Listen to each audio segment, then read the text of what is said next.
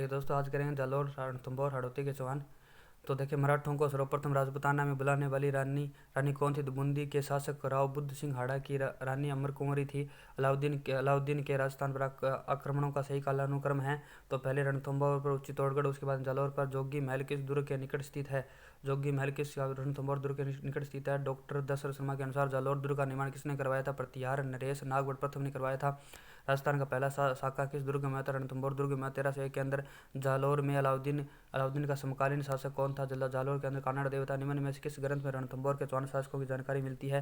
अमीर महाकाव्य मिलती है। रणथंभौर का महानतम चौहान शासक था अमीर देव था। चौहान वंश के रणथंभौर शाखा का संस्थापक गोविंदराज था। रणथंभौर पर आक्रमण के समय अलाउद्दीन के साथ कौन कौन कवि थे? अमीर खुसरो थे। जालौर के सोनगढ़ चौहान शासकों की कुलदेवी है तो महोदरी माता या सपुरा माता। जालौर के सोनगढ़ चौहानों की कुलदेवी है तो महोदरी माता सपुरा माता है। वीर वीर सातल देव और सोम किस युद्ध में वीरगति प्राप्त हुए थे? 1308 के सिवाना दुर्ग में प्राप्त हुए थे वीर सातल देव और सोमदेव। 12वीं सदी में सोनगढ़ चौहानों का शासन किस शासक द्वारा स्थापित किया गया था? कीर्तिपाल के द्वारा। इतिहास में मालदेव मुछाला के नाम से विख्यात है तो मालदेव सोनगढ़ है। फरिश्ता के अनुसार अलाउद्दीन खिलजी का जालौर पर आक्रमण किस वर्ष हुआ था? 1308 में हुआ था। इसके अंदर अलाउद्दीन खिलजी की निम्नलिखित राज्य विजयों को कालानुक्रम अनुसार व्यवस्थित करना है। तो फर्स्ट आपका रणथंभौर, उसके बाद में चित्तौड़गढ़, जालौर, उसके सिमाना और उसके बाद में जालौर।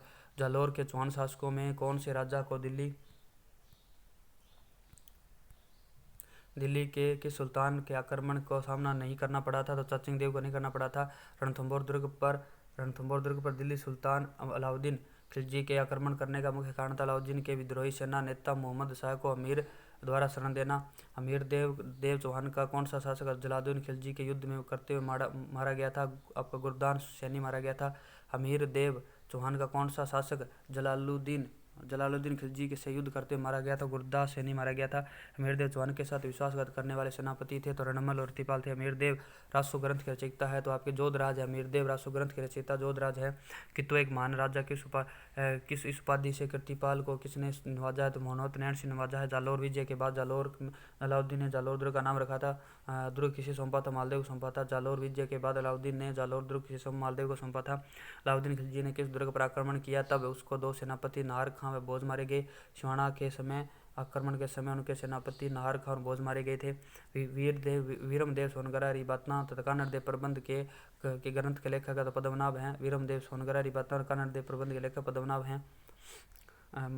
मग्गर यानी कि मग्गरम, सॉरी, इसके अंदर लिखा है मगरब भैरव यंत्र, डकुलिया, मरकटी यंत्र। इस सब पत्थर बरसाने वाले यंत्रों का संबंध किस दुर्ग से? रणथंभौर दुर्ग से।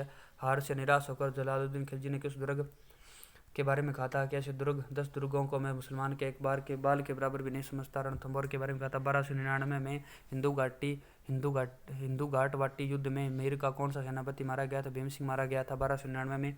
अमीर खुसरो ने किस दुर्ग के बारे में कहा था कि आज कुफर का गढ़ इस्लाम का घर हो गया है? रणथंभौर के बारे में कहा था। विजयादित्य किस शासक का दरबारी कवि था? अमीरदेव चौहान का था। निम्नलिखित में से कौन सा शासक जालौर के चौहान वंश के संबंधित था? तो वत्सराज था। कथन देखे, कथन क्या है? सुवर्ण गिरी दुर्ग का शाखा 1311 में होता। सुवर्ण गिरी दुर्ग का शाखा 1311 में होता। मकराना शिलालेख में जालौर शाखे की जानकारी मिलती है। जालौर दुर्ग में जौहर मेणा देने के दोस्तों गलत है। सिवाना दुर्ग के शाखे में अलाउद्दीन खिलजी के सेनापति नाहर खां व भोज मारे गए थे। ये सही रहेगा। उसको बताएगा डॉक्टर गोपीनाथ शर्मा ने जालौर के किस शासक को उस समय का भारत का महान शक्तिशाली शासक बताया था? उदय सिंह को बताया है। दुर्गों के नामों के बारे में सत्य कथन बताइए। जलालाबाद जालौर को रखा था। बख्तरबंद रणथंभौर को कहा जाता है। खैराबाद सिवाना को कहा था। कुम्हड़ दुर्ग तारागढ़ को नहीं कहा जाता, तो गलत रहेगा।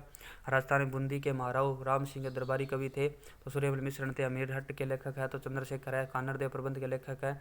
कानड़ देव प्रबंध किसके द्वारा रचित है? तो पद्मनाभ के द्वारा रचित है। हुंजा नामक घोड़ा किसका था? बूंदी के उमेद सिंह का था। हुंजा नामक घोड़ा बूंदी के उमेद सिंह का था। अंग्रेजों ने मांगरोल का युद्ध 1821 में कोटा महाराजा के विरुद्ध किसकी सहायता की थी? तो जालिम सिंह की सहायता की थी। कवि पद्मनाभ किस शासक के दरबारी कवि थे? जालौर शासक अखेराज के। कवि पद्मनाभ किस शासक के दरबारी कवि थे? तो कवि जालौर शासक अखेराज के। कोटा का पहला शासक कौन था जिसने महाराव की उपाधि धारण की थी? भीम सिंह था। रंगमहल का निर्माण महाराव उमेद सिंह ने में तथा छत्र महल का निर्माण खालिस्तान ने करवाया था। इस श्रीकृष्ण स्थानों की पूर्ति करनी है तो यहाँ पर महाराव शत्रुपाल प्रथम के द्वारा करवाया गया था। उमेद सिंह व छत्र महल का निर्माण पृथ्वीराज चौहान तृतीय पर भारतीय डाक विभाग द्वारा 15 रुपये व 5 रुपये का डाक टिकट जारी कब किया गया था? 2018 में। मीरदेव चौहान की पत्नी का नाम था रंग देवी था। जलालुद्दीन खिलजी ने मीरदेव पर सर्वप्रथम आक्रमण कब किया था? 1290 में। निम्न में से किस राजपूत शासक द्वारा निहत्तरंग तरंग रची थी? तो राव बुद्ध सिंह के अमीर देव ने जलालुद्दीन खिलजी के किस सेनापति को शरण दी थी? तो मोहम्मद शाह को। आपका जियाउद्दीन बरनी के अनुसार रणथंभौर का शाखा कब हुआ था? तो जियाउद्दीन बरनी के अनुसार रणथंभौर शाखा 11 जुलाई 1301 हुआ था। हमीद महाकाव्य ग्रंथ के लेखक नयन चंद्र सूरी है। महाराजा उमेद सिंह द्वारा